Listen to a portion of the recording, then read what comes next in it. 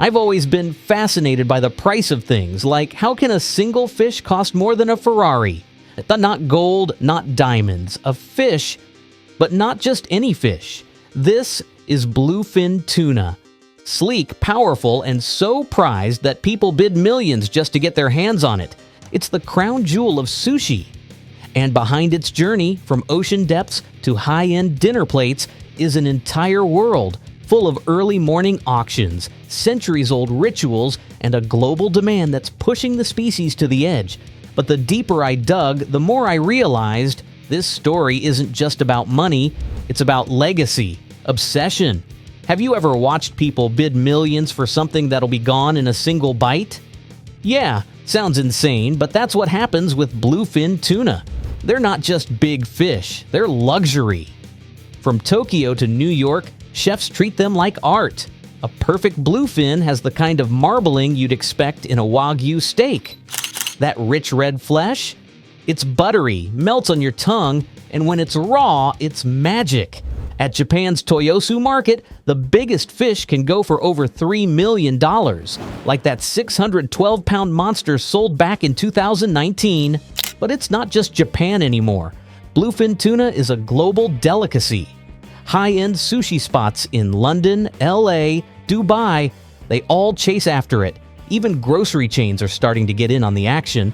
But the thing, this fish is rare. Like, really rare. Overfishing has driven the wild bluefin population down by almost 97% in the last few decades. So every time a premium tuna hits the market, it's like a bidding war wrapped in adrenaline. And behind every million-dollar sale, there's a silent team of tuna whisperers, experts who know how to judge color, texture, fat content, and even the tiniest imperfections. Because in this world, one little bruise can drop the price by thousands. I swear there's something surreal about standing in a fish market at 3 a.m. Not the kind of market you're imagining, though. This one smells like salt, steel, and money. The floors with giant tuna, some as long as me, are lined up in rows, frozen stiff or fresh enough to still look alive. No one's talking much, just flashlights slicing through the dim beams, catching the deep red of a perfect cut. These aren't just fish, they're currency, status, even legends if the flesh is right. I watched one guy, Takayuki, they call him a Naka Oroshi in Japan. He's been doing this for 30 years, didn't even need to speak, just ran his fingers across the tail, took one glance at the fat, and I swear he already knew what it was worth, and when the bell rang, that's when the real magic started. No auctioneer shouting, no flashy signs, just fingers, 1, 2, 3, moving with this silent rhythm I couldn't decode. Each flick of the hand meant thousands of dollars, and in 10 minutes, it was done. The winners didn't gloat. They just nodded, rolled their tuna onto carts, and vanished. I used to think tuna just got caught on some massive fishing trip out in the wild. Big boats, nets, rough waves, you know, the whole dramatic scene. But then I found out there's a secret industry growing giant bluefin in floating cages. And it's not happening in just one country. It's a full-blown international business. Off the coast of Spain, in the waters near Cartagena, you'll find circular pens as wide as football fields. Same with Malta. Their entire southern coast has become a hub for fattening bluefin tuna. Fishermen here don't kill the tuna when they catch them. Nope, they trap them alive and tow them, yes, drag them slowly through the ocean for days into these offshore pens. It's called tuna ranching. Once inside the pens, the real farming begins. They feed them mackerel, sardines, and sometimes imported bait fish from places like Norway. It's like premium buffet service for fish.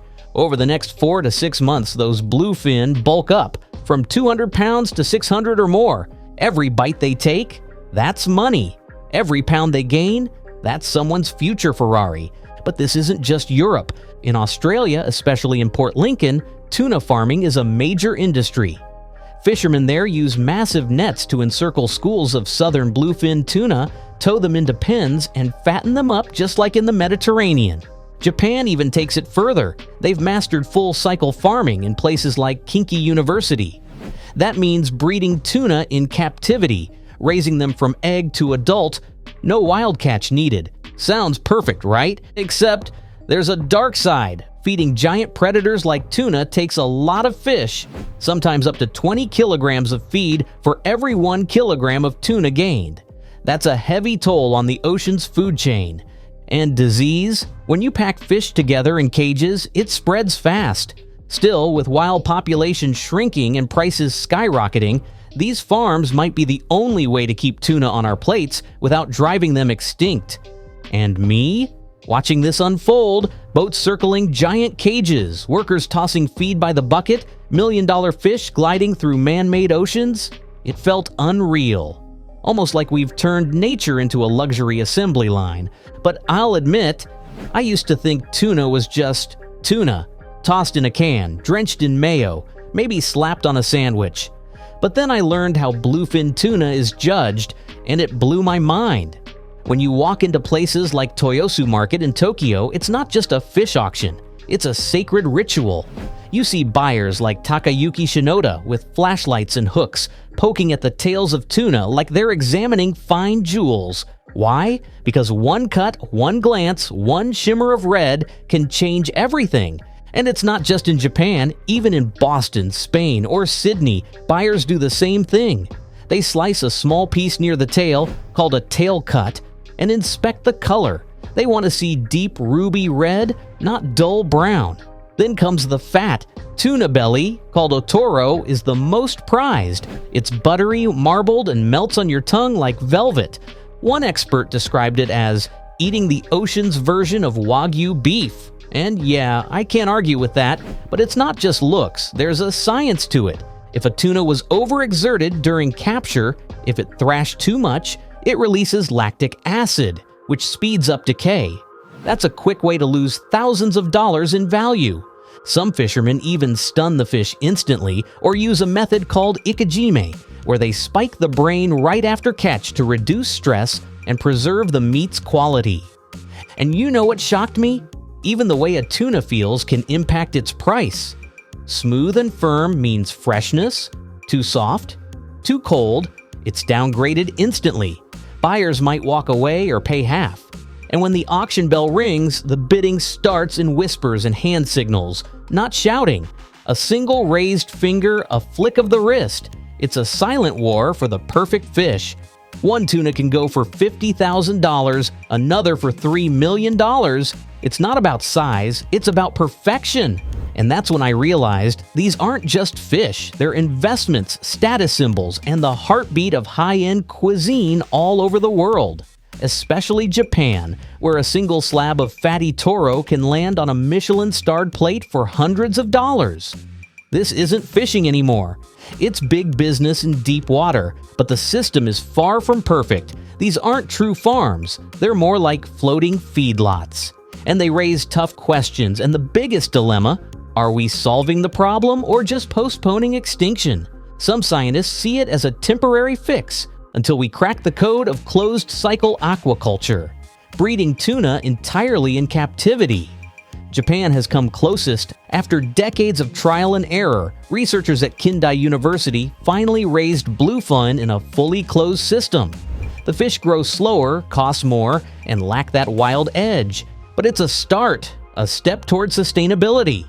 Still, this whole industry feels like a high-stakes poker table.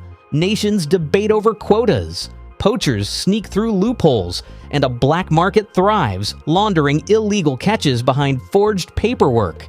Now, when I look at a glistening slice of otoro on my plate, I don't just see luxury. I see a tangled knot of science, greed, and global hunger, and it makes me ask, how long can this billion-dollar game last? But even that's changing. As demand grows, big corporations are pushing out smaller fishers. Traditional knowledge gets replaced with machinery, and the line between sustenance and exploitation keeps getting blurrier. I can't help but feel conflicted. I love sushi. I love the ritual of it, the respect, the craft. But now I also see the cost, not just in money, but in resources, traditions, and trust. We're balancing this billion-dollar empire on the back of a species that's barely holding on. And if we're not careful, the bluefin might become another creature we talk about in past tense. So the next time you sit down for a bite of toro or flip through a sushi menu, just pause. Think about where it came from, the ocean it swam in, the hands that caught it, the system that fattened it. It's more than a delicacy, it's a story, and we're all part of it. If this journey made you see your plate a little differently, hit that like button. Share this with someone who loves sushi as much as you do. And drop a comment below. Do you think farming tuna is the solution or just another illusion? And if you haven't already, subscribe for more stories that dive deep, one bite at a time.